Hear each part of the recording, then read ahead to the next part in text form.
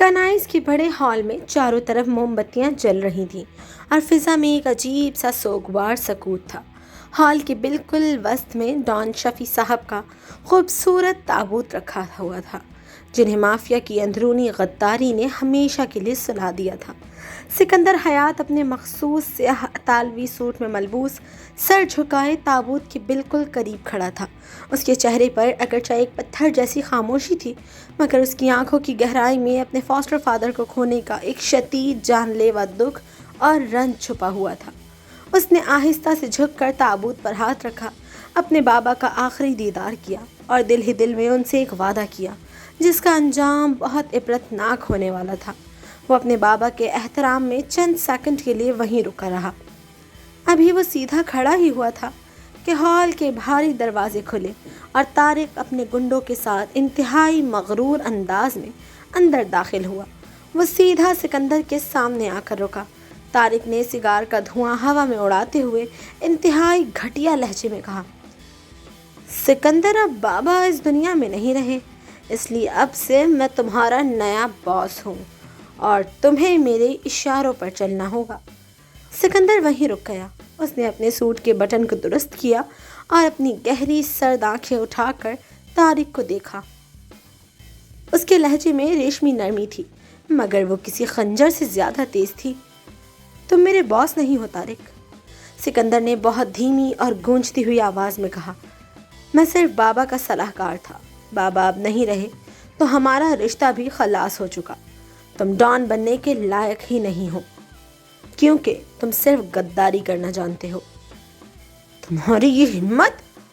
طارق غصے سے تلملا اٹھا، مگر سکندر کے چہرے پر خوف کا ایک سایہ بھی نہیں آیا۔ سکندر نے طارق کو اسی کے گنڈوں کے سامنے ایک سرد نگاہ سے دیکھا اور مڑتے ہوئے کہا، مصر میں اب تمہارا زوال شروع ہونے والا ہے طارق۔ وہ ہال سے باہر نکل آیا۔ مصر کے مضافات میں پھیلا ہوا وہ وسیع و عریض انگوروں کا باغ چاندنی رات میں پرسکون دکھائی دے رہا تھا، مگر اس سکون کے پیچھے بارود کی بو تھی۔ سکندر حیات نے ہاتھ میں ایک چمکتا ہوا کلاسک زپو لائٹر لیا۔ اس نے اپنے انگوٹھے سے زپو لائٹر کا ڈھکن کھولا، ایک ہلکی سی کلک کی آواز گونجی اور آگ کا ایک چھوٹا سا شعلہ لہرایا۔ اس نے سست روی سے لائٹر کو نیچے گرتے ہوئے پیٹرول سے تر زمین پر پھینک دیا۔ پلک چھپکتے ہی آگ کے شعلے آسمان کو چھونے لگے۔ دیکھتے ہی دیکھتے پورا انگوروں کا باغ، گودام اور طارق کا وہ نیا غرور راکھ کے ڈھیر میں بدل گیا۔ سکندر نے مڑ کر بھی نہیں دیکھا۔ وہ سست روی سے اپنی کار کی طرف بڑھا اور سیدھا ایئرپورٹ کا رخ کیا۔ اس کا مصر کا سفر ختم ہو چکا تھا اور اگلی منزل تھی پاکستان، جہاں جناح مارکیٹ کے تہہ خانے میں 15 ٹن سونا اس کا منتظر تھا۔ فلائٹ کے فرسٹ کلاس کیبن میں سکندر حیات خاموشی سے کھڑکی سے باہر پھیلے بادلوں کو دیکھ رہا تھا۔ مصر سے پاکستان تک کا یہ سفر طویل تھا، مگر اس کے ذہن میں صرف ایک ہی بات گھوم رہی تھی، جناح مارکیٹ کے تہہ خانے کا وہ 15 ٹن سونا۔ اس نے اپنے اطالوی سوٹ کو درست کیا، اپنی قیمتی گھڑی پر وقت دیکھا اور ایک گہرا سانس لیا۔ وہ نہیں جانتا تھا کہ پاکستان کی دھرتی پر قدم رکھتے ہی اس کا استقبال کس دھماکے دار انداز میں ہونے والا تھا۔ ایئرپورٹ کے ایگزٹ گیٹ پر مسافروں کا رش تھا جب سکندر حیات اپنا قیمتی ہینڈ بیگ تھامے باہر نکلنے ہی والا تھا کہ ایک بھاری آواز نے اسے وہیں روک دیا۔ ایک منٹ سر، ذرا ادھر آئیے گا، آپ کا سامان چیک کرنا ہے۔ ایک مستعد سیکیورٹی گارڈ نے ہاتھ کے اشارے سے سکندر کو سائٹ پر ہونے کا کہا۔ گارڈ کے ہاتھ میں کچھ کاغذات اور ایک سرکاری فائل تھی۔ دراصل سیکیورٹی اداروں کو مصر کے ایک خطرناک مافیا کارندے کی تلاش تھی جو حال ہی میں پاکستان لینڈ کر چکا تھا، مگر گارڈ کو یہ بالکل معلوم نہیں تھا کہ اس کے سامنے کھڑا یہ مصری سوٹ والا شخص ہی وہ مافیا ہے گارڈ نے اپنے پاس موجود ایک خفیہ تصویر کو دیکھا جس کے نیچے سکندر کا پاکستانی نام ارشمان لکھا ہوا تھا۔ گارڈ نے ارشمان کے نام کو غور سے پڑھا، پھر تصویر سے نظریں ہٹا کر سکندر کے چہرے کو دیکھا۔ تصویر اور سکندر کا چہرہ دیکھنے کے بعد گارڈ کے لبوں پر ایک عجیب سی شرارتی مسکراہٹ ابھری۔ اس نے فائل بند کی اور بولا، سکندر حیات صاحب، نام تو بڑا بھاری ہے آپ کا۔ کیوں جی؟ کیا آپ سکندر اعظم کے دوسرے بھائی ہیں؟ یہ کہہ کر گارڈ اپنے ہی اس گھٹیا اور بے تکے جوک پر خود ہی زور زور سے ہنسنے لگا۔ سکندر نے ایک پل کے لیے بھی اپنی پلکیں نہیں جھپکائیں۔ اس نے اپنے چہرے پر کوئی تاثر لائے بغیر اپنی گہری اور انتہائی سرد نظروں سے گارڈ کو سر سے پاؤں تک دیکھا۔ اس کی ان نظروں میں ایسا خوفناک رعب تھا کہ گارڈ کی ہنسی حلق میں ہی پھنس گئی اور اس نے گڑبڑا کر سکندر کا پاسپورٹ واپس کر دیا۔ سکندر بنا کچھ کہے انتہائی دھیمے اور VIP قدم اٹھاتا ہوا ایئرپورٹ کی عمارت سے باہر نکل آیا۔ باہر نکلتے ہی حبس اور گرمی نے اس کا استقبال کیا۔ وہ بھی ٹیکسی کے بارے میں سوچ ہی رہا تھا کہ ایک شاطر اور مکھن لگانے والا ٹیکسی ڈرائیور اس کے قریب آیا اور جھک کر سلام کیا۔ سر جی، باہر وہ چمکتی ہوئی کالی جی ویگن کھڑی ہے نا؟ اصل میں وہ ایک بہت بڑے VIP کلائنٹ نے منگوائی تھی۔ ہائے ہائے ہائے، مگر ان کا پروگرام کینسل ہو گیا اور اب وہ نہیں جا رہے۔ گاڑی کا کرایہ پہلے ہی پیڈ ہے، تو کیا آپ اس شاہی سواری میں جانا پسند کریں گے؟ میں آپ کو بہت سستے میں چھوڑ دوں گا۔ ڈرائیور نے باہر کھڑی قیمتی گاڑی کی طرف اشارہ کرتے ہوئے بڑا زبردست جھانسا دیا۔ سکندر نے گاڑی کو دیکھا، پھر ڈرائیور کی معصوم شکل دیکھی اور ایک گہرا سانس لے کر گاڑی کے پچھلے حصے میں بیٹھ گیا۔ گاڑی سڑک پر دوڑنے لگی۔ راستے میں ڈرائیور نے بڑی ہمدردی سے سکندر کو ایک ٹھنڈے پانی کا کین پیش کیا۔ سر جی، گرمی بہت ہے، آپ پانی پی لیں۔ سکندر نے بنا کچھ سوچے اس پانی کے 2 گھونٹ بھر لیے، مگر اسے معلوم نہیں تھا کہ اس پانی میں نشہ آور دوا ملی ہوئی تھی۔ چند ہی منٹوں میں سکندر کے سر پر دھند چھانے لگی اور اس کی آنکھیں بند ہونے لگیں۔ جب سکندر کو ہوش آیا تو وہ شاہراہ فیصل کے کنارے ایک ویران اور کچرے والے کونے میں پڑا ہوا تھا۔ اس کی قیمتی گھڑی، اس کا مہنگا بریف کیس، اس کا فون اور اس کا سوٹ کیس، سب کچھ غائب تھا۔ وہ ایک دم کھڑا ہوا، اپنے سوٹ کی دھول جھاڑتے ہوئے۔ غصے سے اس کا چہرہ سرخ ہو گیا۔ اس نے غصے میں اپنی پتلون کی جیب ٹٹولی تو لٹیروں نے رحم کھا کر اس کی جیب میں صرف 18 روپے چھوڑے تھے، جو کراچی کی لوکل بس کا کم سے کم کرایہ تھا۔ یا ولاد القلب، او کتے کے بچوں، تم لوگوں کی یہ ہمت! فخر مصر کو لوٹ لیا تم جاہلوں نے، کفتہ، بے وقوفو، مخروب، تباہ حال لوگوں۔ سکندر نے غصے سے پاگل ہو کر سڑک کے بیچ کھڑے ہو کر مصری عربی میں ایسی دھواں دھار گالیاں نکالنا شروع کر دیں کہ وہاں سے گزرنے والے لوگ اسے کوئی پاگل انگریز سمجھ کر دیکھنے لگے۔ مصر کے اتنے بڑے مافیا نے مجھے نہیں لوٹا، اور یہاں پاکستان آتے ہی ایک معمولی ٹیکسی والے نے میری خلاصی کر دی۔ میں تم سب کو نہیں چھوڑوں گا۔ وہ غصے سے تلملاتا ہوا، دھول سے اٹے ہوئے قیمتی سوٹ کے ساتھ سڑک کے کنارے کھڑا ہوا، اور وہاں آنے والی خستہ حال لوکل بس ماروی میں ان 18 روپے کا ٹکٹ کٹوا کر جناح مارکیٹ کی طرف روانہ ہوا۔ اس کا سارا VIP روب مٹی میں مل چکا تھا اور وہ بس کی کھڑکی سے لٹک کر غصے سے ابل رہا تھا۔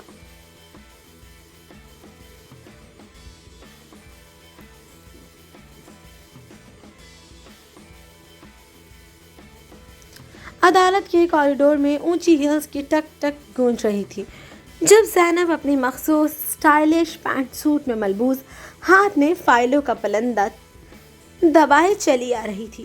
اس کا یہ ڈیزائنر لباس اس کے کروڑوں کمانے والے وکیل ہونے کا منہ بولتا ثبوت تھا، مگر اس وقت اس کا سامنا کوریڈور کے ستون کے پاس کھڑے اس کے والد بوڑھے وکیل اسحاق صاحب سے ہو گیا۔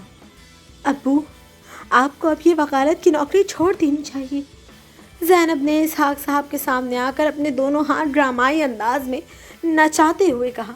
اس کی آواز میں کوئی غرور نہیں تھا، بلکہ ایک تڑپ، شدید دکھ اور فکر تھی جو اس کی آنکھوں سے صاف جھلک رہی تھی۔ اسحاق صاحب نے چونک کر چشمے کے اوپر سے اپنی بیٹی کو دیکھا۔ کیا مطلب؟ مطلب یہ ابو کہ اب آپ کی بیٹی بہت بڑی وکیل بن چکی ہے۔ میں بہت مضبوط ہوں اور سال کے کروڑوں روپے کماتی ہوں۔ میں آپ کا سارا خرچہ، آپ کی دوائیاں، آپ کا یہ پرانا جگہ جگہ سے گھسا ہوا کوٹ، سب کچھ سنبھال سکتی ہوں۔ آپ کیوں اس عمر میں غریبوں کے مفت کیس لڑ کر اپنی صحت خراب کر رہے ہیں؟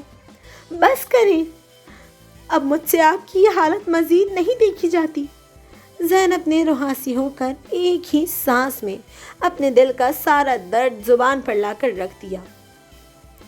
اسحاق صاحب نے کچھ دیر کے لیے کوئی جواب نہیں دیا۔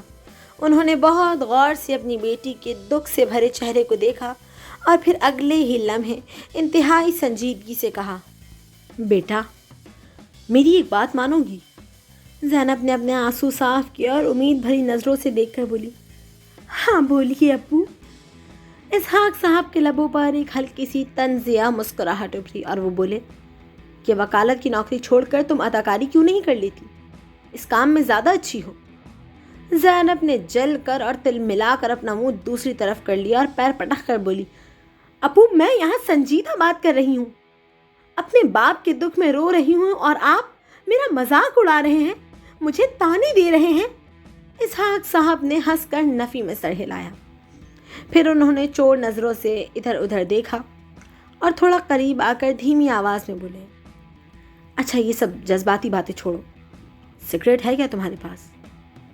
ذرا ایک دینا، بڑا دل چاہ رہا ہے۔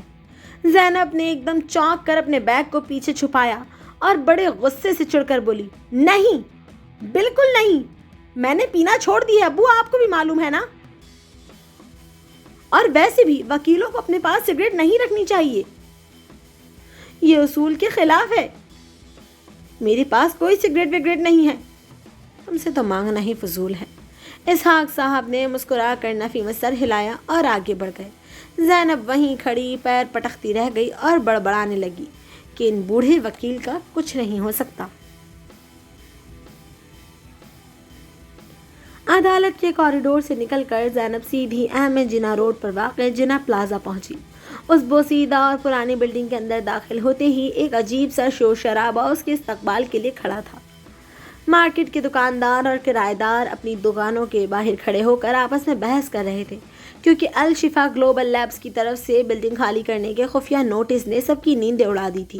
زینب اپنی اونچی ہلز کی ٹک ٹک کرتی ہوئی کوریڈور میں آگے بڑھی تو اس کی نظر پلازے کے بالکل وسط میں کھلی ایک عجیب دکان پر پڑی۔ وہاں دو مولویوں نے اپنا ایک بڑا سا آستانہ کھولا ہوا تھا، جہاں باہر بڑے بڑے فرضی دعووں کے بورڈ لگے ہوئے تھے اور وہ دونوں اندر بیٹھے تسبیح گھما رہے تھے۔ مارکیٹ کے باقی کرایہ دار جیسے اسلم درزی اور حلوائی ان مولویوں کے گرد گھیرا ڈالے کھڑے تھے تاکہ کوئی روحانی حل نکل سکے۔ زینب نے دکان کے پاس جا کر ہاتھ نچاتے ہوئے کہا، مولوی صاحب، آپ لوگ یہاں آستانہ کھول کر معصوم لوگوں کو دعائیں بیچ رہے ہیں اور باہر الشفا لیبز والے اس پوری بلڈنگ کو مسمار کرنے کا پلان بنا چکے ہیں۔ انصار لغاری اور فروا شہیر کے قانونی نوٹس کا جواب آپ کے ان تعویذوں سے نہیں نکلے گا۔ بڑے مولوی صاحب نے گہرا سانس لیا اور اپنی داڑھی پر ہاتھ پھیرتے ہوئے بولے، زینب میڈم، آپ وکیل ہیں، عدالت کا قانون جانتی ہیں، مگر ہم دلوں کا حال جانتے ہیں۔ जब तक हमारा ये आस्ताना यहाँ कायम है, अलशिफा लैब्स का कोई गुंडा इस जिना प्लाजे की एक ईंट भी नहीं हिला सकता। जिना प्लाजा की दूसरी मंजिल पर वाक़ इसहाक साहब के छोटे से खस्ता हाल दफ्तर में असिस्टेंट खावर मेज़ पर टांगे धरे पुरानी फाइलें उलट पुलट कर रहा था जब ज़ैनब अपनी हील्स के टक टक करती हुई अंदर दाखिल हुई। उसके चेहरे पर अपने बाप के लिए कोई मिठास नहीं थी, बल्कि एक पेशा वराना सख्ती और दूरी थी। वो और उसके वालिद अलग अलग घरों में रहते थे और उनके रास्ते बिल्कुल जुदा। अरे ज़ैनब मैडम, अलशिफा लैब्स की बड़ी वकील यहाँ। खावर ने फ़ौरन टांगे नीचे की। ज़ैनब ने अपने महंगे बैग को मेज़ पर पटखा और खावर को घूरते हुए बोली, खावर अपने इस बूढ़े बॉस को समझाओ कि अलशिफा ग्लोबल लैब्स के ख़िलाफ़ या गरीबों का केस वापस ले लें। मैं अलशिफा लैब्स की ऑफिशियल वकील हूँ और मैं अपने क्लासिक रिकॉर्ड में कोई केस हारना नहीं चाहती, चाहे सामने मेरा अपना बाप ही क्यों ना खड़ा हो। उसी वक्त इसहाक साहब अंदर दाखिल हुए। उन्होंने अपनी बेटी को देखा, मगर उनकी आंखों में कोई शफकत नहीं थी, बल्कि एक तलखी थी। ज़ैनब मैडम, तुम अलशिफा लैब्स के गंदे पैसों पर पलने वाली वकील हो। हमारे बीच अब कोई रिश्ता नहीं है। तुम अपने अलग घर में ऐश करो और मुझे इन गरीब दुकानदारों के लिए लड़ने दो। तुम अंसार लगारी और फरवा शहीर का झूठ जता सकती हो, मगर मेरा अज़म नहीं तोड़ सकती। ज़ैनब ने जल कर अपने बाल झटके। इन दोनों बाप बेटी की पेशा वाराना जंग अब पूरे उरूज पर थी। ज़ैनब ने तंज़िया अंदाज में ताली बजाई। बहुत खूब अब्बू, पुरानी फिल्मों वाला डायलॉग, लेकिन अफसोस अदालत में तकरीरें काम नहीं आती। मैंने आपको ख़बरदार कर दिया है, अगली बार हम सीधा अदालत में मिलेंगे। ज़ैनब गुस्से से पैर पटकती हुई बाहर निकलने के लिए मुड़ी। अभी ज़ैनब ने दरवाजे की तरफ कदम बढ़ाया ही था कि दफ्तर का खस्ता हाल लकड़ी का दरवाज़ा एक धीमी मगर पुरवकार आवाज़ के साथ खुला। बाहर तेज़ धूप थी, लेकिन अंदर दाखिल होने वाले शख्स के गिर्द जैसे एक अलग ही सर्द हाला था। वह तालवी कट का गहरे सुरमई रंग का 3 पीस सूट पहने हुए था, जो उस खस्ता हाल पुराने दफ्तर के माहौल से बिल्कुल मेल नहीं खाता था। उसके बाल नफासत से पीछे को सेट थे, हाथ में एक चमकदार लेदर का ब्रीफ केस था और चेहरे पर एक ऐसी खामोशी थी जो सामने वाले को खौफजदा कर दे। उस पुरस्रार शख्स ने इंतहाई धीमी, पुरएतमाद और सर्द आवाज़ में बात शुरू की, जिसमें एक हल्का सा गैर मुल्की लहजा झलक रहा था। माजरत चाहूँगा, क्या यही मिस्टर इसहाक का दफ्तर है? उसने अपनी गहरी आंखें उठाईं और सीधा ज़ैनब की तरफ देखा। उसकी नज़रों में एक अजीब सी गहराई थी, जैसे वो एक ही सेकंड में सामने वाले की पूरी शख्सियत को पढ़ लेता हो। खावर का मुंह खुले का खुला रह गया और ज़ैनब के कदम खुद ब खुद रुक गए। उस नए आने वाले की शख्सियत में कुछ ऐसा था कि पूरा कमरा अचानक खामोश हो गया। इसहाक साहब ने आगे बढ़कर उसे देखा। जी, मैं ही इसहाक हूँ। आप कौन? उस शख्स ने अपने कोट का बटन खोला, एक हल्की सी बावकार मुस्कुराहट अपने लबों पर लाया और अपना कार्ड आगे बढ़ाते हुए बोला, मेरा नाम सिकंदर हयात है। मैं मिस्र से आया हूँ, वहाँ के सबसे बड़े ख़ानदान का मिस्री मुशीर। दफ्तर के पुराने पंखे की आवाज़ के अलावा वहाँ अब मुकम्मल सन्नाटा था और ज़ैनब की नज़रें उसके कीमती सूट और चेहरे पर जम कर रह गई थीं। दफ्तर के पुराने पंखे की चूं चूं के दरमियान सिकंदर हयात का दिया हुआ कार्ड इसहाक साहब के हाथ में था, जिस पर सोने के पानी से मिस्री मुशीर लिखा हुआ था। इसहाक साहब ने चश्मा ठीक करते हुए हैरत से पूछा, जी सिकंदर साहब, मैं आपकी क्या मदद कर सकता हूँ? सिकंदर हयात ने अपने कोट के बटनों को दुरुस्त किया, अपनी गहरी और पुरसुकून आंखें इसहाक साहब पर टिकाईं और इंतहाई धीमी मगर रोबदार आवाज़ में बोला, आपको मेरी मदद की ज़रूरत नहीं पड़ेगी इसहाक साहब, क्योंकि मैं आपकी मदद करने नहीं, बल्कि आपको ये बताने आया हूँ कि मैं इस बिल्डिंग का नया मालिक हूँ। क्या? खावर के हाथ से फाइलों का पलंदा नीचे गिरा और वो फर्श पर बिखर गया। इसहाक साहब का चेहरा यकदम संजीदा हो गया और उनकी आंखों में शक के बादल लहराने लगे। उन्होंने कार्ड को मेज़ पर रखा और तल्ख लहजे में बोले, तो अलशिफा ग्लोबल लैब्स वालों ने अब ये नया पत्ता फेंका है। उन्होंने एक मिस्री मुशीर को ख़रीदा है ताकि वो हमें यहाँ से बेदखल कर सके। ज़ैनब, जो अब तक दरवाजे के पास खड़ी ये सब सुन रही थी, उसका पारा भी एकदम हाई हो गया। वो तेज़ कदम उठाती हुई सिकंदर हयात के बिल्कुल सामने आकर खड़ी हो गई और गुस्से से बोली, ओ मिस्टर, किस बात के मालिक? दिमाग तो ठीक है आपका? ये बिल्डिंग बहुत जल्द अलशिफा ग्लोबल लैब्स लेने वाली है और उनके कानूनी कागजात मैं तैयार कर रही हूँ। आप बीच में कहाँ से टपक पड़े? सिकंदर हयात के चेहरे पर कोई घबराहट नहीं आई, बल्कि उसके लबों पर एक इंतहाई सर्द और कांटदार मुस्कुराहट उभरी। उसने ज़ैनब की गुस्सीली आंखों में झांकते हुए बहुत ही आराम से पूछा, किससे पूछकर? क्या मतलब किससे पूछकर? ज़ैनब ने दांत पीसे। सिकंदर हयात ने अपने चमड़े के ब्रीफकेस को मेज़ पर रखा। उसका ताला एक मखसूस क्लासिक आवाज़ के साथ खुला और उसमें से एक चमकता हुआ कानूनी दस्तावेज़ निकालकर मेज़ पर फैला दिया। उसने अपनी उंगली दस्तावेज़ पर लगी मोहर पर रखी और बोला, मैंने कहा ना, मैं इस बिल्डिंग का नया मालिक हूँ। सेठ शफीक ने ये पूरी बिल्डिंग इसके तमाम हुकूक के साथ मिस्र में बैठे बैठे मुझे बेच दी है। अब अलशिफा लैब्स हो या कोई और कॉरपोरेशन, इस बिल्डिंग की एक ईंट को हाथ लगाने के लिए भी उन्हें सिकंदर हयात की इजाज़त लेनी होगी। ज़ैनब ने झुककर तेज़ी से उन कागजात को देखा। उस पर सेठ शफीक के असल दस्तखत और सरकारी मोहर मौजूद थी। ये देखकर ज़ैनब के पैरों तले से ज़मीन निकल गई। अलशिफा लैब्स जिस बिल्डिंग को हड़पने का ख्वाब देख रही थी, उसका मालिक अब ये पुरस्रार मिस्री मुशीर बन चुका था। इसहाक साहब ने गहरी सांस ली और हैरत से सिकंदर हयात को देखने लगी, जबकि खावर मुंह खोले कभी ज़ैनब को देखता तो कभी सिकंदर हयात के कीमती सूट को।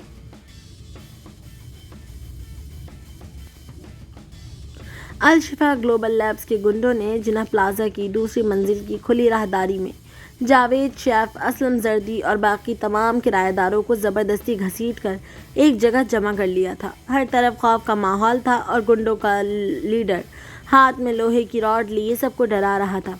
निकलो यहाँ से, कल ये बिल्डिंग गिरा दी जाएगी। इसी शोर को सुनकर इसहाक साहब और ज़ैनब भी अपने दफ्तर से निकलकर राहदारी में आ गए।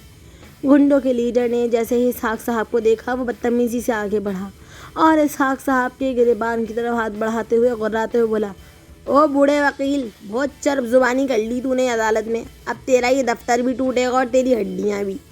ज़ैनब अपने वालिद के साथ ये बदतमीज़ी देखकर अपने गुस्से पर काबू न रख सकी। वो एकदम आगे बढ़ी और गुंडे के सामने खड़े होकर शेरनी की तरह गरजी, खबरदार, खबरदार, जो मेरे बाप को कुछ भी बोला अपनी औकात में रहो, वरना कानून की ऐसी हथकड़ी लगवाऊंगी कि पूरी ज़िंदगी जेल में सड़ोगे। ओए वकीलनी, ज़्यादा ज़बान मत चला, यहाँ हमारा कानून चलता है। गुंडे का पारा चढ़ गया और उसने गुस्से में ज़ैनब पर हाथ उठाने के लिए अपना मजबूत बाजू हवा में लहराया। राहदारी में खड़े दुकानदार खौफ से चीख उठे, रुक जाओ। एक इंतहाई धीमी, जमी हुई और बर्फ़ की तरह सर्द आवाज़ पूरी राहदारी में गूंज उठी। यह आवाज़ इतनी पुरस्रार थी कि गुंडे का हाथ हवा में ही रुक गया। सब ने मुड़कर देखा। राहदारी के अंधेरे कोने से सिकंदर हयात निकलकर रोशनी में आया। उसके चेहरे पर कोई तासुर नहीं था, लेकिन उसकी गहरी आंखों में मौत का साया साफ नजर आ रहा था। उसने बहुत आराम से अपने कोट के बटन खोले, आस्तीनें कोहनियों तक चढ़ाईं और कदम बढ़ाता हुआ गुंडे के बिल्कुल करीब आ गया। तुमने अभी जिस खातून पर हाथ उठाने की कोशिश की है, वो इस बिल्डिंग के किराएदार की बेटी है। सिकंदर की आवाज़ में एक अजीब सी संगीनी थी। और जो मेरी बिल्डिंग के लोगों को छूने की जरूरत करता है, मैं उसका नामो निशान मिटा देता हूँ। गुंडे ने गुस्से से सिकंदर पर रॉड का वार करना चाहा, लेकिन सिकंदर ने हवा की रफ्तार से उसका हाथ बीच में ही दबोच लिया। पकड़ इतनी फौलादी थी कि गुंडे की चीख निकल गई और रॉड फर्श पर जा गिरी। सिकंदर ने एक ही झटके में उसका बाजू मरोड़ कर उसे घुटनों के बल नीचे गिराया। उसी दौरान सिकंदर हयात ने इतनी सफाई और महारत से असलम दर्जी के पास से गुजरते हुए उसके गले से इंच टेप निकाल लिया था कि बेचारे दर्जी को कानो कान खबर न हुई। सिकंदर ने उस इंच टेप को गुंडे की कलाई पर क्लासिक अंदाज में मजबूती से लपेटा और उसे घसीटते हुए राहदारी की बालकनी की रेलिंग तक ले आया। अगले ही सेकंड सिकंदर ने उस गुंडे को रेलिंग से बाहर 28वें माले की बुलंदी से नीचे लटका दिया। गुंडा हवा में लटक रहा था। उसका पूरा वजन सिर्फ उसकी कलाई पर लिपटे इंच टेप पर था, जिसे सिकंदर ने अपने एक फौलादी हाथ से थाम रखा था। नीचे का मंजर देखकर गुंडे का पीता पानी हो गया, क्योंकि 28वें माले से नीचे ज़मीन पर गाड़ियाँ छोटी छोटी चूंटियों जैसी नज़र आ रही थी। जब असलम दर्जी ने अचानक सिकंदर हयात के हाथ में वो इंच टेप देखा तो उसने हैरत से अपने गले पर हाथ मार रखा और उछल पड़ा, ओह मेरा इंच टेप! सरकार ने मेरा इंच टेप कब ले लिया? अब जाकर सबको पता चला कि सिकंदर कितनी बड़ी चीज़ है। ये मंजर देखकर अलशिफा लैब्स के बाकी गुंडे और चेहरे गुस्से और बौखलाहट में सिकंदर की तरफ बढ़ने लगे। सिकंदर ने बहुत आराम से अपना सर घुमाया, गहरी और सर्द आंखों से उन चेलों को देखा और इंतहाई धीमी मगर रूपदार आवाज़ में बोला, ایک قدم بھی اور آگے بڑھے تو میں اسے چھوڑ دوں گا۔ جیسے ہی سکندر نے اپنے ہاتھ کی گرفت ہلکی سی ڈھیلی کی، ریلنگ سے لٹکا ہوا گنڈا چند انچ اور نیچے سرک گیا۔ وہ 28ویں مالے سے سیدھی موت کو اتنے قریب دیکھ کر بری طرح چیخ اٹھا اور اپنے چیلوں کی طرف دیکھ کر پاگلوں کی طرح چلانے لگا، اوئے پیچھے ہٹو تم لوگ! خدا کے لیے ایک قدم بھی آگے مت بڑھنا، یہ سچ میں چھوڑ دے گا، یہ سچ میں گرا دے گا مجھے، کھسکا ہوا ہے، کوئی پاگل ہے، پیچھے ہو جاؤ، سب کے سب پیچھے ہو جاؤ۔ گنڈے کے چیلے اپنے لیڈر کی حالت دیکھ کر وہیں رک گئے۔ ان کی ہمت ہی نہیں ہو رہی تھی کہ ایک قدم بھی آگے بڑھ سکے۔ راہداری میں موجود جاوید، شیف، اسلم درزی اور خاور سب حیرت سے منہ کھولے یہ تماشا دیکھ رہے تھے۔ زینب بھی سکندر حیات کی اس دھواں دھار اور خطرناک پرسنالٹی کو دیکھ کر دنگ رہ گئی تھی۔ سکندر نے گنڈے کو نیچے لٹکائے ہوئے ہی اپنے دوسرے ہاتھ سے اس کے چہرے پر اتنے مکے برسائے کہ وہ خون سے لت پت ہو گیا۔ جب وہ بالکل ادموا ہو گیا تو سکندر نے ایک ہی جھٹکے میں اسے ریلنگ سے اوپر کھینچا اور کچرے کے ڈھیر کی طرح فرش پر پھینک دیا۔ اس نے گنڈے کی کلائی سے انچ ٹیپ کھولا اور اسے واپس اسلم درزی کے گلے میں ڈال دیا۔ سکندر نے اپنے کوٹ کو جھاڑا، آستینے نیچے کیا، بغیر کسی تاثر کے وہاں سے گزر گیا۔ اب پوری راہداری میں ایک گہرا سناٹا تھا اور زینب کی نظریں اس کے جاتے ہوئے سائے پر جم کر رہ گئی تھیں۔ اگلے ہی دن اسحاق صاحب نے اپنے اسسٹنٹ خاور کے ذریعے سکندر حیات کو اپنے دفتر میں بلوایا۔ دفتر میں وہی پرانا پنکھا چل رہا تھا، مگر آج کا ماحول کل کی لڑائی کے بعد بالکل بدل چکا تھا۔ اسحاق صاحب کرسی پر بیٹھے گہری نظروں سے سکندر حیات کو دیکھ رہے تھے، جبکہ خاور ایک کونے میں کھڑا ڈرا ڈرا سا نظر آ رہا تھا۔ سکندر حیات ہمیشہ کی طرح گہرے رنگ کے 3 پیس سوٹ میں ملبوس انتہائی پرسکون اور باوقار انداز میں داخل ہوا اور اسحاق صاحب کے سامنے کرسی پر بیٹھ گیا۔ اسحاق صاحب نے اپنی اینک ٹھیک کیا اور سنجیدگی سے بولے، سکندر صاحب، کل آپ نے جو کچھ کیا وہ اپنی جگہ، لیکن میں اب بھی آپ کو الشفا گلوبل لیبز کا ہی کوئی مہرہ سمجھ رہا ہوں۔ یہ سب ان کی کوئی بہت بڑی اور گہری چال ہے۔ سکندر حیات نے ایک دھیمی اور سرد مسکراہٹ کے ساتھ سر ہلایا اور بولا، دیکھیے اسحاق صاحب، مجھ پر شک کرنے کا کوئی فائدہ نہیں ہے۔ میں الشفا لیبز کا بندہ نہیں ہوں، بلکہ میں تو آپ لوگوں کی مدد کرنا چاہتا ہوں۔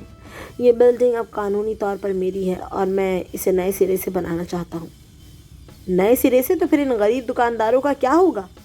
اسحاق صاحب نے تلخی سے پوچھا۔ سکندر نے بہت اطمینان سے جواب دیا، میں ان کرایہ داروں کو دوسری جگہ پر اس سے بھی اچھے اور پکے گھر دوں گا، میں کسی کا نقصان نہیں ہونے دوں گا، لیکن اس کے لیے الشفا لیبز کا یہاں سے دفع ہونا ضروری ہے۔ اسحاق صاحب نے شک بھری نظروں سے اسے دیکھا، ہم آپ کی بات پر کیسے یقین کر لیں؟ میں پورا کاغذی کام اور قانونی دستاویزات تیار کر کے دوں گا۔ سکندر نے اپنے بریف کیس پر ہاتھ رکھتے ہوئے کہا، آپ بس مجھے وہ سارے پیپرز اور فائل دے دیں جو آپ نے الشفا لیبز کے خلاف اکٹھی کی ہیں۔ میں مصر کا ایک وکیل ہوں اور وہاں باقاعدہ وکالت ہی کرتا تھا۔ میں یہاں پاکستان میں تو عدالت کے اندر وکالت نہیں کر سکتا، لیکن میں آپ کے لیے بہت اچھے سے دستاویزات اور کیس کی فائلیں تیار کر سکتا ہوں۔ میں سب کچھ کر دوں گا۔ اسحاق صاحب نے کچھ دیر گہرا سوچا۔ سکندر کی آنکھوں میں وہی سچائی اور ارادہ دیکھا جو کل 28ویں مالے پر دیکھا تھا۔ انہوں نے خاور کی طرف دیکھا اور سر ہلا کر کہا، خاور، یہ جو کچھ مانگ رہا ہے اسے دے دو۔ خاور نے فوراً الماری کھولی اور ڈرتے ڈرتے اور سکندر سے پوچھ کر ایک ایک فائل، ایک ایک کاغذ اور الشفا لیبز کے تمام خفیہ ثبوت نکال کر سکندر کے سامنے میز پر رکھتا گیا۔ سکندر حیات نے بڑی باریکی اور نفاست سے ایک ایک صفحے کو پڑھنا شروع کیا، اور جیسے جیسے وہ پڑھتا گیا اس کی گہری آنکھیں مزید سرد اور غسیلی ہوتی گئیں۔ تقریباً 1 گھنٹے کے بعد سکندر نے آخری فائل بند کی، اسحاق صاحب کی طرف دیکھا اور انتہائی سنجیدگی سے بولا، اسحاق صاحب، سب کچھ پڑھنے کے بعد اگر آپ برا نہ مانیں تو کیا میں ایک گالی دے سکتا ہوں؟ اسحاق صاحب نے چونک کر اسے دیکھا، پھر ان کے چہرے پر ایک تلخ مسکراہٹ آئی اور انہوں نے ہاتھ کے اشارے سے کہا، ہاں ہاں بالکل دو۔ سکندر حیات نے گہری سانس لی، اس کے چہرے کا سکون غائب ہو گیا اور وہ غصے سے دانت پیستے ہوئے خالص اردو میں بولا، یہ الشفا لیبز والے سب کے سب ایک نمبر کے کمینے ہیں۔ یہ تو ان گنڈوں اور گینگسٹر سے بھی 4 ہاتھ آگے نکلے ہوئے ہیں جنہوں نے پورے نظام کو خریدا ہوا ہے۔ اسحاق صاحب جوش میں آ کر اپنی کرسی سے کھڑے ہو کر بولے، یہی تو میں اتنے دنوں سے بولنا چاہ رہا ہوں سکندر صاحب، یہ لوگ قانون کی آڑ میں غریبوں کا خون چوستے ہیں۔ سکندر حیات بھی اپنی جگہ سے اٹھا، اس نے اپنے کوٹ کا بٹن بند کیا، اس کی آنکھوں میں وہی خطرناک مصری مشیر والا روپ لوٹ آیا۔ ان کو اب صرف عدالت سے نہیں بلکہ ہر طریقے سے مٹانا پڑے گا۔ اسحاق صاحب نے آگے بڑھ کر سکندر حیات کا مضبوط ہاتھ اپنے ہاتھ میں لے لیا۔ اب ان دونوں کے درمیان ایک پکی اور ناقابل شکست بانڈنگ بن چکی تھی اور وہ الشفا لیبس کو جڑ سے اکھاڑنے کے لیے ایک ہو چکے تھے۔ وقت کا پہیہ تیزی سے گھوما، دن ہفتوں میں اور ہفتے مہینوں میں بدلتے گئے۔ اسی دوران اسحاق صاحب اور سکندر حیات کی دوستی اتنی مضبوط ہو چکی تھی کہ وہ باپ بیٹے کی طرح ایک دوسرے کا سایہ بن گئے تھے۔ سکندر نے اسحاق صاحب کی ہر قانونی لڑائی کو اپنی طاقت دی تھی، لیکن الشفا گلوبل لیبس کے مالکان اس اتحاد سے بری طرح بوکھلا چکے تھے۔ اور پھر ایک تاریک رات آئی، منحوس رات۔ اسحاق صاحب دفتری کام ختم کر کے جیسے ہی جنا پلازا سے باہر نکلے، اندھیرے سے ایک تیز رفتار موٹر سائیکل نمودار ہوئی۔ دو نقاب پوشوں نے اندھا دھند فائرنگ کر دی۔ گولیاں سیدھی اسحاق صاحب کے سینے میں لگیں۔ وہ خون میں لت پت ہو کر وہیں فرش پر گر پڑے۔ جب تک سکندر حیات نیچے پہنچا بہت دیر ہو چکی تھی۔ اسحاق صاحب کی آنکھیں ہمیشہ کے لیے بند ہو چکی تھیں۔ ان کا سچائی کے لیے لڑنے والا دل دھڑکنا بند کر چکا تھا۔ وہ مر چکے تھے۔ ہولناک واقعے نے زینب کی دنیا اجاڑ کر رکھ دی۔ اپنے والد کی لاش پر روتے ہوئے اسے پہلی بار احساس ہوا کہ وہ الشفا گلوبل لیبس کے روپ میں کن درندوں کی نوکری کر رہی تھی۔ اس کے اندر کا پچھتاوا اور دکھ اب ایک جلتے ہوئے انتقام میں بدل چکا تھا۔ اس نے اسی وقت فیصلہ کر لیا کہ اب وہ الشفا لیب سے اپنا پیچھا چھڑائے گی اور اپنے باپ کی موت کا بدلہ لینے کے لیے ان کے خلاف میدان میں اترے گی۔ دوسری طرف الشفا لیبس کی اصل کٹ پتلی ہلانے والی فروا شہیر، جو انتہائی مکار اور سفاک وکیل خاتون تھی، اپنے چیمبر میں بیٹھی مسکرا رہی تھی۔ اس کے ساتھ انصار کھڑا تھا، جو زینب کی پرانی لا فرم کا چیف اور سب سے بڑا باس تھا۔ زینب کو لگتا تھا کہ وہ اپنے اس بوڑھے باپ اور مصری مشیر کے ساتھ مل کر ہمارا راستہ روک لے گی۔ فروا شہیر نے چائے کی چسکی لیتے ہوئے اپنے مخصوص مکارانہ لہجے میں کہا، اسحاق کا خاتمہ ضروری تھا، اس پلازا پر ہمارا قبضہ کوئی نہیں روک سکتا۔ انصار نے اپنی اینک ٹھیک کرتے ہوئے کمینگی سے سر ہلایا۔ بالکل فروا صاحبہ، زینب اب ہمارے خلاف کچھ نہیں کر سکتی، وہ اکیلی ہو چکی ہے۔ لیکن وہ دونوں نہیں جانتے تھے اب زینب اکیلی نہیں تھی۔ اس کے ساتھ وہ مصری مشیر کھڑا تھا، جس نے ابھی تک اپنا اصل اور خطرناک مافیا والا روپ کسی کو نہیں دکھایا تھا۔ اسحاق صاحب کے جانے کے بعد زینب اپنے والد کے اسی پرانے خستہ حال دفتر میں سر پکڑے بیٹھی کیس کی فائلیں دیکھ رہی تھی۔ اس کی آنکھوں میں آنسو تھے اور اپنے باپ کو کھونے کا ایک گہرا دکھ چہرے سے صاف آیا تھا۔ اسی وقت دفتر کا لکڑی کا پرانا دروازہ دھیمے سے کھلا اور شہروز اندر داخل ہوا۔ اس کے چہرے پر کوئی مسخرہ پن نہیں تھا، بلکہ اپنے دوست کے باپ کی موت کا ایک گہرا صدمہ اور سنجیدگی تھی۔ وہ آہستہ آہستہ چلتا ہوا زینب کی میز کے قریب آیا۔ زینب، شہروز نے انتہائی نرم اور دکھی آواز میں اسے پکارا۔ تم اس طرح ہمت ہارو گی تو کیسے چلے گا؟ میں جانتا ہوں اسحاق صاحب کی موت تمہارے لیے کتنا بڑا صدمہ ہے، لیکن اس وقت تمہیں مضبوط ہونا پڑے گا۔ زینب نے آنسو پوچھتے ہوئے سر اٹھایا اور اپنے دوست کو دیکھا، جو اس مشکل گھڑی میں اس کے ساتھ کھڑا تھا۔ شہروز نے میز پر جھکتے ہوئے انتہائی مخلصانہ اور فکر مند لہجے میں کہا، میں اس الشفا لیبس کے خلاف لڑائی میں تمہارے ساتھ ہوں زینب۔ وہ لوگ چاہے جتنے بھی طاقتور ہوں، انہوں نے جو کچھ اسحاق صاحب کے ساتھ کیا ہے، میں اس کا بدلہ لینے میں تمہارا پورا ساتھ دوں گا۔ میں تمہارا جونیئر بعد میں ہوں، پہلے تمہارا دوست ہوں۔ تم بس مجھے بتاؤ کہ انصار اور فروا شہید کے خلاف ہمیں کیا کاغذی کارروائی کرنی ہے، میں دن رات ایک کر دوں گا۔ زینب کو شہروز کی باتوں سے ایک سچا حوصلہ ملا۔ وہ واقعی اسے الشفا کے خلاف اپنا سب سے بڑا ہمدرد اور مخلص ساتھی سمجھ رہی تھی، کیونکہ شہروز نے اپنی منافقت کا جال اتنی صفائی سے بچھایا تھا کہ اس کی دوستی پر شک کرنا ناممکن تھا۔ خاور جو ایک کونے میں بیٹھا تھا، اس نے بھی سر ہلایا۔ شہروز بھائی نے بالکل صحیح کہا میڈم، ہمیں مل کر لڑنا ہوگا۔ اسی دوران دفتر کا دروازہ ایک بار پھر کھلا اور سکندر حیات اندر داخل ہوا، ہمیشہ کی طرح اپنے پروقار، خاموش اور مہنگے 3 پیس سوٹ میں ملبوس۔ سکندر حیات کو دیکھتے ہی شہروز نے فوراً اپنے چہرے کے تاثرات بدل لیے۔ اس کی آنکھوں کی وہ گہری اور زہریلی چمک یکدم غائب ہو گئی اور اس نے خود پر ایک کم عقل، معصوم اور ڈرے ہوئے جونیئر انٹرن کا مہرہ سجا لیا۔ وہ سکندر کے مصری مشیر والے روب کے سامنے تھوڑا سا سہم گیا، جیسے وہ ایک عام سا جونیئر ہو جو بڑے وکیلوں سے ڈرتا ہے۔ مسٹر سکندر، السلام علیکم، شہروز نے تھوڑا ہکلا کر اپنی معصومیت سے کہا۔ میں بس زینب کا حوصلہ بڑھا رہا تھا اور اسحاق صاحب کے کیس کی فائلوں کے بارے میں بات کر رہا تھا۔ سکندر حیات نے شہروز کو سر سے پاؤں تک اپنی ان گہری عقاب جیسی آنکھوں سے دیکھا جو سامنے والے کی روح تک کو پڑھ لیتی تھی۔ سکندر نے بہت آرام سے اپنے بریف کیس کو میز پر رکھا اور دھیمی سرد آواز میں بولا، کیس کی فائلیں جذباتی باتوں سے نہیں، ٹھوس شواہد سے تیار ہوتی ہیں۔ اگر تم زینب کے سچے ہمدرد ہو تو انصار اور فروا شہیر کے اگلے اقدامات پر نظر رکھو۔ جی جی بالکل سرکار، میں تو بس زینب کا خیر خواہ ہوں، جیسا آپ کہیں گے میں ویسا ہی کروں گا، شہروز نے ایک کم عقل بچے کی طرح سر ہلاتے ہوئے کہا اور ڈرنے کا ناٹک کرتے ہوئے خاور کے پاس جا کر کھڑا ہو گیا۔ لیکن جیسے ہی وہ خاور کے پیچھے ہوا اور اس کا چہرہ سکندر اور زینب کی نظروں سے اوجھل ہوا، شہروز کے لبوں پر ایک انتہائی ہولناک اور جان لیوا مسکراہٹ ابھری۔ اس کی آنکھوں میں وہ درندگی جاگ اٹھی جو الشفا لیبز کے اصل چیئرمین کی تھی، ایک ایسا بھیانک راز جس سے زینب، انصار اور فروہ شہیر اب تک بالکل بے خبر تھے۔ وہ دل ہی دل میں سوچ رہا تھا کہ اس مصری مشیر کو وہ اتنی عبرتناک موت دے گا کہ پورے ملک میں الشفا کا نام سن کر لوگ کانپیں گے۔ زینب نے سکندر کی طرف دیکھا۔ سکندر، فروہ شہیر اور انصار نے اگلی سماعت کے لیے پورا جال بچھا لیا ہے۔ وہ عدالت میں ثابت کرنے والے ہیں کہ یہ پلازا غیر قانونی ہے تاکہ یہ کیس ختم ہو جائے۔ سکندر حیات نے میز پر پھیلی فائلوں پر اپنا فولادی ہاتھ رکھا اور انتہائی سنجیدگی سے بولا، انہیں جال بچھانے دو زینب صاحبہ۔ وہ نہیں جانتے کہ جو شکاری خود کو بہت چالاک سمجھتا ہے وہ اکثر اپنے ہی جال میں پھنس کر دم توڑ دیتا ہے۔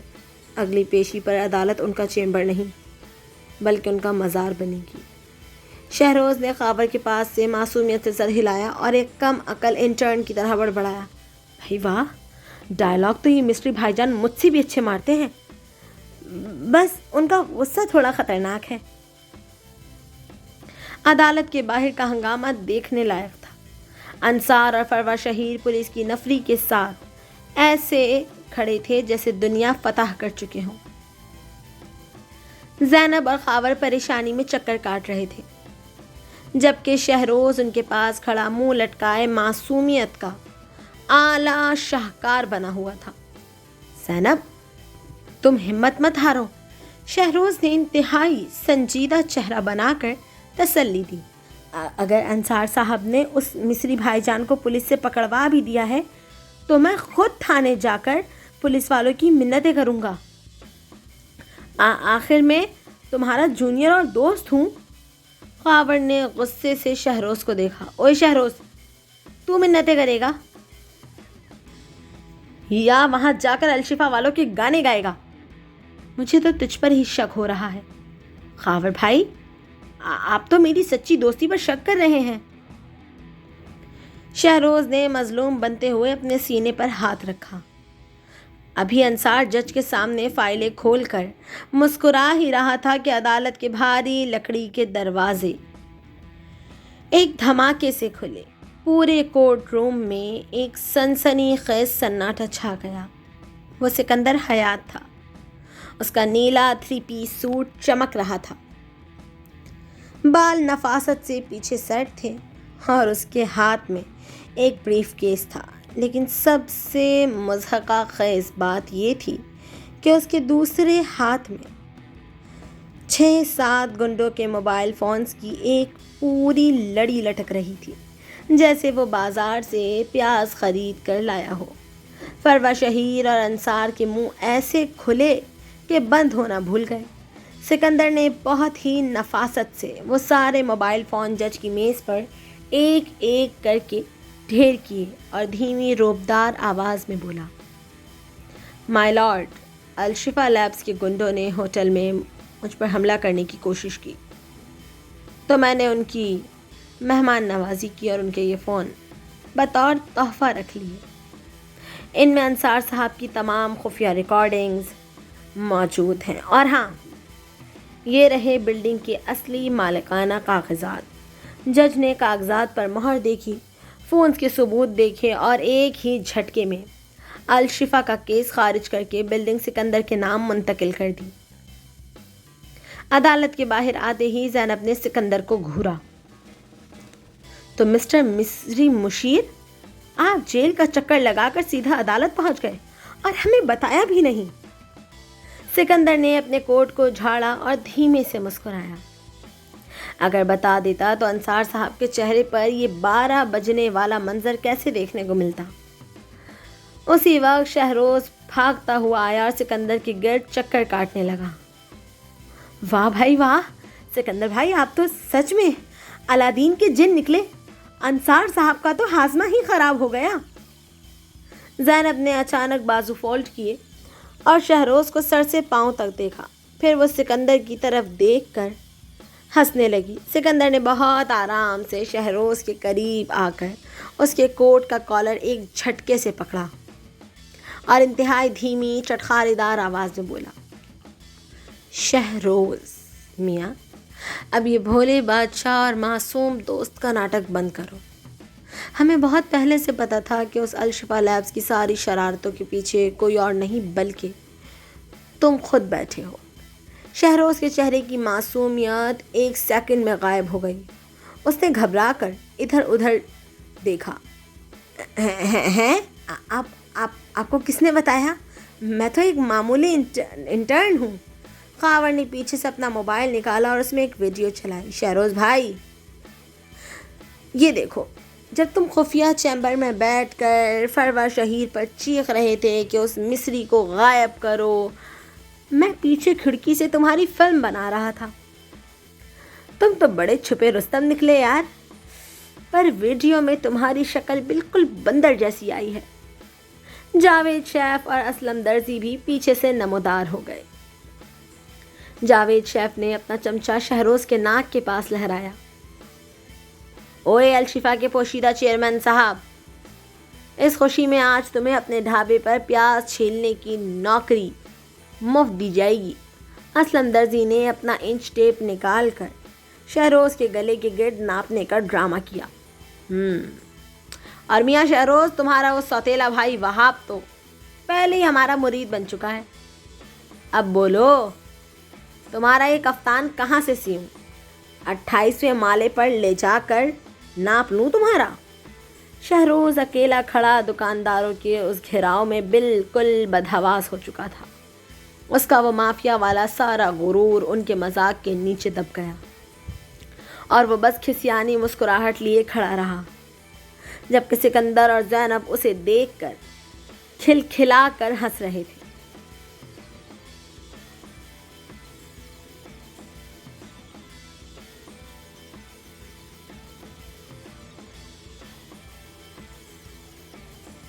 عدالت کی اس بڑی فتح کے بعد وقت گزرنے کے ساتھ ساتھ زینب کے دل میں سکندر حیات کے لیے ایک گہرا احساس جاگ اٹھا تھا۔ وہ اس کی خاموشی، اس کے تحفظ اور اس کی شخصیت کے سحر میں مکمل طور پر گرفتار ہو چکی تھی۔ اسے سکندر سے ایک ایسی محبت اور وابستگی ہو گئی تھی جس کا اظہار وہ اپنی آنکھوں سے کرتی تھی، مگر سکندر ہمیشہ کی طرح اپنے مقصد میں گم بالکل پراسرار رہا۔ ایک شام جب دفتر میں صرف وہ دونوں موجود تھے، سکندر نے اپنی کتاب بند کی اور زینب کی طرف دیکھ کر انتہائی دھیمی اور سنجیدہ آواز میں کہا، زینب، اب وقت آ گیا ہے کہ میں ان دکانداروں کے لیے کچھ کروں۔ تم کسی طرح ان تمام کرایہ داروں کو منا کر ایک پکنک پر لے جاؤ۔ میں نے شہر کے ایک انتہائی امیر اور پوش علاقے میں ان سب کے لیے ایک بہت ہی بہترین اور نیا رہائشی پروجیکٹ بنوایا ہے۔ تم ان کو وہاں لے جا کر وہ دکھاؤ۔ میں نے وہاں ان سب کے نئے اور پکے گھر دے دیے ہیں۔ زینب نے حیرت اور خوشی سے سکندر کو دیکھا۔ اس کی نظروں میں سکندر کے لیے عزت اور محبت مزید بڑھ گئی۔ سکندر، تم سچ میں اتنے عظیم ہو۔ میں کل ہی سب کو لے کر جاؤں گی۔ اگلے ہی دن زینب نے جاوید شیف، اسلم درزی، خاور اور باقی تمام کرایہ داروں کو بڑی مشکل سے منایا۔ دکاندار پہلے تو اپنی دکانیں چھوڑنے کو تیار نہیں تھے، مگر زینب کے اصرار اور نئے گھروں کی خوشی میں سب لوگ ہنستے گاتے اپنے سامان کے ساتھ اس نئے پروجیکٹ پر جانے کے لیے تیار ہو گئے۔ زینب سب کو منا کر وہاں لے گئی جہاں واقعی ان کے نام کے شاندار گھر بنے ہوئے تھے، اور سب لوگ وہاں شفٹ ہونے لگے۔ لیکن دکانداروں کی اس شفٹ کے پیچھے سکندر حیات کا اصل مافیا پلان کچھ اور ہی تھا۔ جیسے ہی جنا پلازا بالکل خالی ہوا، سکندر حیات نے عمارت کے خفیہ تہہ خانے کا رخ کیا۔ اس کے پاس کوئی جادوئی طاقت نہیں تھی، وہ بس انتہائی خاموشی سے تہہ خانے کے اندر گیا جہاں سیٹھ شفیق کا برسوں پرانا ٹنوں کے حساب سے چھپایا گیا سونا موجود تھا۔ سکندر نے ایک ایک کر کے بڑے بڑے چمڑے کے بیگ سونے کی اینٹوں سے بھرنا شروع کیے۔ اس نے وہ سارے وزنی بیگ اپنی گاڑی کی ڈگی اور پچھلی سیٹوں پر بھرے۔ اس نے جنا پلازا کو ہمیشہ کے لیے خیر بات کہا اور گاڑی دوڑاتا ہوا مصر جانے والی آخری پرواز پر بیٹھ گیا۔ اس کا مقصد پورا ہو چکا تھا، وہ اپنا سونا لے کر جا چکا تھا۔ وہاں نئے پروجیکٹ پر کھڑی زینب کا دل اچانک کسی انجانے خوف سے دھڑکنے لگا۔ اس نے سکندر کا نمبر ملایا۔ پہلی بار فون کی گھنٹی بجتی رہی مگر کسی نے فون نہیں اٹھایا۔ زینب نے دوبارہ فون کیا، پھر تیسری بار، پھر چوتھی بار۔ گھنٹے گزر گئے، شام سے رات ہو گئی، مگر دوسری طرف سے صرف خاموشی ملتی گئی۔ زینب بھاگتی ہوئی واپس جناح پلازا پہنچی تو وہاں صرف اندھیرا اور خالی تہہ خانہ اس کا منہ چڑھا رہا تھا جہاں سے سونا نکالا گیا تھا۔ سکندر حیات وہاں سے جا چکا تھا، ایک ایسا مصری مشیر جو کبھی کسی کا نہیں ہو سکتا تھا۔ زینب مرتے ہوئے قدموں سے اپنے باپ کے پرانے دفتر کے اندر داخل ہوئی۔ اس کا دل بہت ٹوٹا ہوا تھا اور روح اداس تھی۔ اس نے یہاں آنے کا فیصلہ کیا صرف اس لیے کیا تھا شاید اسے اس خالی چیمبر میں اسحاق صاحب یا سکندر حیات کی کوئی خوشبو، کوئی یاد یا کچھ محسوس ہو سکے۔ دفتر میں وہی پرانا پنکھا خاموشی سے چل رہا تھا۔ جیسے ہی زینب میز کے قریب پہنچی، اس کی نظریں وہیں رک گئیں۔ میز کے بالکل درمیان میں ایک سفید رنگ کا خط بند رکھا ہوا تھا جس پر کوئی نام نہیں تھا، مگر اس کی خوشبو مانوس تھی۔ زینب نے لرزتے ہاتھوں سے وہ خط کھولا اور اسے پڑھنا شروع کیا۔ اس پر سکندر حیات کے کلاسک انداز میں تحریر لکھی تھی: میں جانتا تھا جب تمہارا دل ٹوٹے گا اور تم مجھ سے بدگمان ہوگی تو یہیں آؤ گی۔ مجھے اچھی طرح معلوم تھا۔ تم نے کیسے سوچ لیا میں تمہیں چھوڑ کے جا سکتا ہوں؟ اپنے ساتھ تمہیں لے کر جاتا تو تمہاری جان کو خطرہ ہو سکتا تھا، کیونکہ شہروز کے گنڈے اور میرے دشمن چاروں طرف پھیلے ہوئے ہیں۔ یہ تمہاری اگلی دن کی تھائی لینڈ کی فلائٹ کا ٹکٹ ہے۔ میں تم سے کل رات ٹھیک 10 بجے تھائی لینڈ میں ملوں گا، میرا انتظار کرنا، اور میں تمہیں تھائی لینڈ کے سب سے مشہور ہوٹل دی مینڈارین اورینٹل بینکاک میں ملوں گا۔ یہ پڑھتے ہی زینب کے چہرے کے سارے تاثرات بدل گئے۔ اس کے بہتے ہوئے آنسو غائب ہو گئے اور دل کی بے قراری خوشی میں بدل گئی۔ اس نے خط کو اپنے سینے سے لگایا، ایک سچی اور کھلکھلاتی ہوئی مسکراہٹ اس کے لبوں پر آئی، اور وہ جلدی سے اپنا سامان اٹھا کر ایئرپورٹ کی طرف بھاگ کھڑی ہوئی۔ اور یوں اس کہانی کا انجام ایک خوبصورت موڑ پر ہوا، جہاں ایک شاطر مصری مشیر مافیا اور ایک ذہین وکیل، یعنی ان دو وکیلوں نے بڑی مہارت سے ساری دنیا سے پہلو پھیر کر، دشمنوں کو مٹی میں ملا کر، اپنی سچی محبت اور اپنا قیمتی مال دونوں پا لیا۔